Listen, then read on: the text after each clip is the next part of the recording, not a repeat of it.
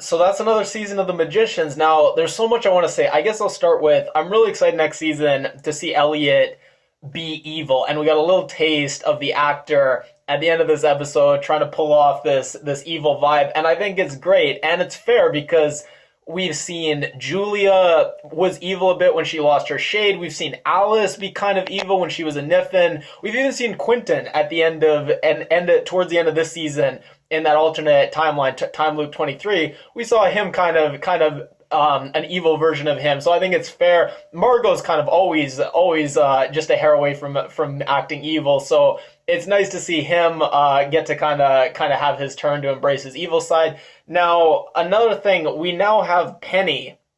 So the Penny we see at the end of this episode DJing, he's a Penny who now, he's from the wrong timeline. This is Penny 23, he's from the 23rd time loop, but he doesn't realize it anymore because their memory's blank. So it's kind of interesting. Are they going to completely just, next season, they could, if they wanted to, just ignore this kind of existence of two pennies, at least one consciousness and one penny consciousness and body in the same time loop? I guess they could just say, well, now the other penny, the original penny is just pure consciousness. Now he's just moved on. He's going on his journey to the underworld and just leave it with him, leave him there. And now the new penny just follow him and he'll be our penny now. So they could do that, or they could have both pennies, in the same time loop at the same time. So it'll be interesting to see which direction they choose to go. So what else happens in the finale? We see the fairy queen sacrifice herself so the evil humans, they won't harm any more fairies. I'm glad. I hope we're moving away from this fairy storyline. I've never been a big fan of it, so it was a nice ending. I hope they end it here. The central thrust of it is they use the sentient flying ship to fly to the underbelly of Fillory, where they go to Black Spire. Now this is where Prometheus, I think he was one of the sources of magic. He said, look, if ever there's no more magic left, I'm going to leave a secret back door to reinstate magic in at least parts of the world. Doesn't make a whole lot of sense, but anyways, Alice betrays them and she says, I don't want magic to come back. And it's interesting to see Alice kind of revert back to right where she started at the very start of the show. She seemed to be scared of her own beauty, scared of her own power, scared of her own intelligence, scared of her own ambition, and she's kind of seemed to have reverted a bit. Other characters have gone through some growth. She hasn't really seemed to have grown much at all. I guess it's unfortunate. So she betrays them. Julia sacrifices her goddess powers to reinstate magic in the world, which it was really nice to see Julia. If you go back to season 1, she had a pretty tough season. She really got brutalized a lot. Started with her getting rejected from the school, and for her to have gone through this really nice arc, culminating in her being a literal goddess, it was really nice to see. But I think for the sake of the show, it is better that she's somewhat more normal. It's hard to kind of square a lot of plot developments with her being a literal goddess. So I think it's nice to see her become a goddess, but the fact that she loses her power and loses it in a really nice self-sacrificing way, I think it was perfect. So what Alice is supposed to do is reinstate magic, but then siphon it off to the library. So the library has complete control over who has magic and how much they have. Alice betrays the library by trying to destroy magic outright rather than just let the library have this control over it. So what happens is the magic does end up getting siphoned off to the library, so that's where we're left with at the end of the season, where magic is back, but it's being doled out by the library, just rationed out in very small amounts. Alice is being kept prisoner by the library because they're mad at her for trying to destroy magic outright. Alice is the only one who seems to remember everything that's taken place. She didn't have her memory wiped. Everyone else we see have their memory wiped. It's really nice we see Julia as an architect, I guess, those, because she was a goddess who's going to maybe be creating worlds and having all these creative powers. So to see that she still has some ability to create in the world, it was a nice touch. I like that. And Eliot is now the monster that was unleashed when they reinstated magic, a great monster that even the gods are afraid of. It was released into the world, and he seemed to have taken Eliot's body. What I wanted to talk about a bit is how we got to the show we have today, because if we compare it to season 1, aside from the characters being the same, in my mind, it's a completely different show. So look at season 1. First big difference was season 1 was pretty dark. It had a pretty dark tone. If you look at right from the start, where Julia gets rejected and they're going to erase her memory, so she carves into her arm. to make her remember. And we had addiction and AA, we had mental illness being addressed in, it's been addressed throughout the show, but here it was addressed in I think a serious way. They tried to make it a serious issue. We had Martin the Beast. He was the origins of him being such a monster were abuse and molestation during his childhood. It was pretty dark, and the fact that this was done by a fairly beloved author and a beloved author by the protagonist in particular, Quentin, it was again pretty dark. And then we saw obviously the rape scene that they showed, how it ended with Penny's hands getting lopped off and Julia turning evil and making an alliance with evil because her thirst for revenge, to get revenge on her rapist.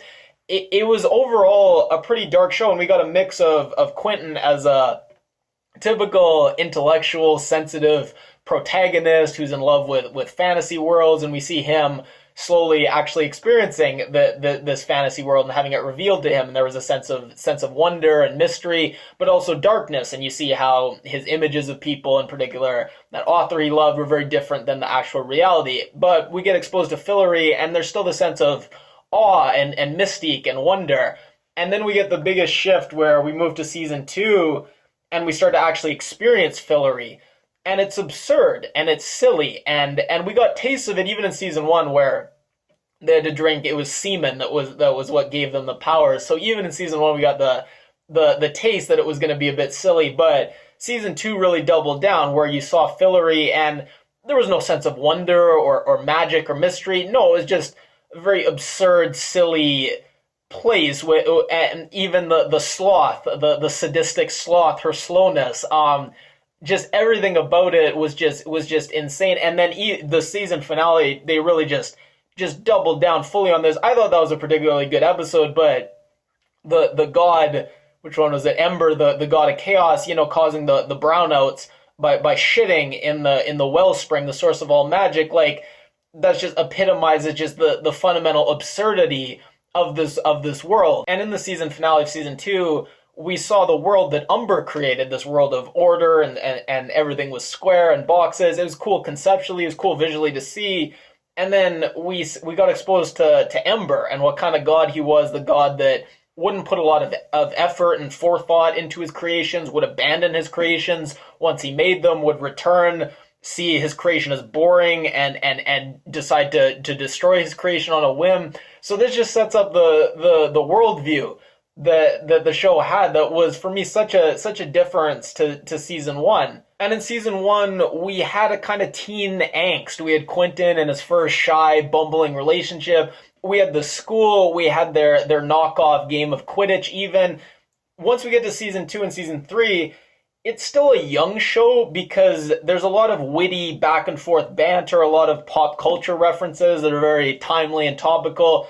But I wouldn't call it a teen angst show anymore. There's the school aspect was completely dropped off. No, these were young adults in this insane, atheistic or chaotic world, bantering, trying to make the best of it, but any kind of sense of teenagers coming of age story, I think that was lost. So I think season 2 is a big shift from season 1. They moved it away from this wannabe Hogwarts or Hogwarts with cocaine and sex, ditched a lot of the dark aspects. So the Beast in season 1 mostly we used our imagination, and it was something that was very dark and scary. Season 2, we actually see what the Beast is, and it's this effete middle-aged man singing show tunes, and it's just any sense of danger or real fear was lost. And then I think in season 2 we got a taste of what season 3 was going to become, probably when the Les Mis, the big dance number, the musical, and then that culminates in the My Big Fat Gay Fillorian Wedding. And then season 3, at one point, I think maybe around episode 3 or 4, we had them saran wrapping themselves to escape the lamprey. You look, now the villain was the lamprey, which I still don't know. Did that have a connection to the actual lamprey, the animal? I still don't have any idea. I just know that when they were saran wrapping them, because the lamprey can get inside any hole, we've now gone full slapstick humor, potty humor, potty mouth humor, I don't know, toilet humor, I guess, full meta humor, like self-referential. They start making jokes about about MacGuffins and Deus Ex Machina and cliffhangers, like using all these terms that people use to describe art. The characters in the art start saying these terms, just drawing awareness to the fact that this is a TV show, it's not realistic. So we have themselves wrapping themselves in saran wrap. Alice is carrying around this exploding kitten. Margot is a cyclops flirting with this lesbian pirate, talking about consent with a sentient ship. We have the fairy queen in the bathtub. It's so over the top, wacky, campy. And again, season 1, you had maybe a few of these elements sprinkled throughout the season, but now everything I just described, that was one single episode, and we would just lurch from one crazy off the wall thing to the next. The teacher with the batteries getting turned into a bear. We start to get the celebrity cameo, so we see Marlee Matlin, who never really feels like a developed character. She seems like a celebrity cameo. Even her job, she's working at this knockoff BuzzFeed.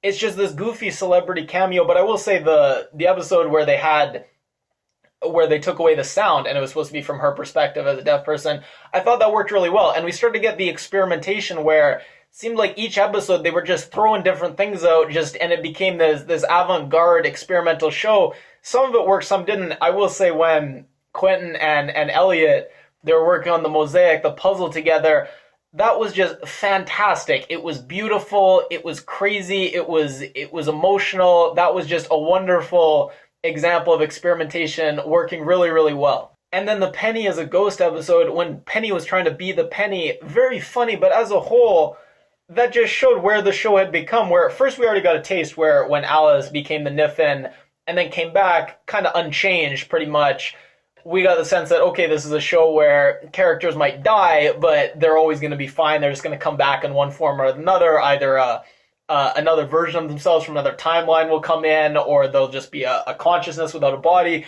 Somehow they're gonna be around, just maybe in a slightly different form. So that takes the stakes down. And then in season 3, we just see this where Penny dies.